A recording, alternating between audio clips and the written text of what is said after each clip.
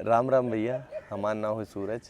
कविता के सीरीज में आज एक और अमरेंद्र नाथ त्रिपाठी के कविता लाऊ। एक पीछे एक कविता लाए रहन जे के देखे नो सपनवा कौन देसवा। आज कविता बा बप्पा और बिटिया। बप्पा और बिटिया कि बिस्कुट के कहे कुटकुट, बिटिया बिस्कुट के कहे कुटकुट, बप्पा के कहे भप्पा। और बप्पा जो कहूँ डोले वो हेरे चप्पा चप्पा। और बप्पा जो बाजारी से बिन जलेली आवे, लड़कियां जलेबी ना गए बोलते जलेलिन कहा थे कि बप्पा जो बाजारी से बिन जलेली आवे, वो माख ही माख रूठे वो दौड़ के मनावे।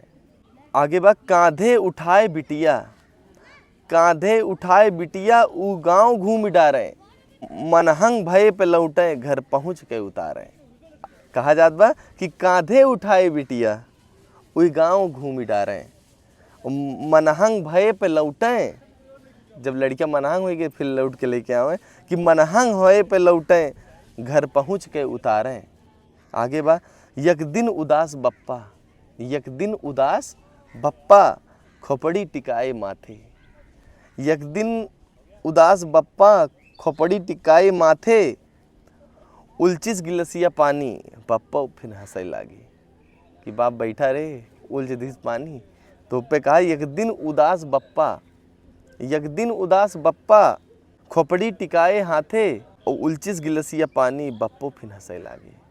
धन्यवाद।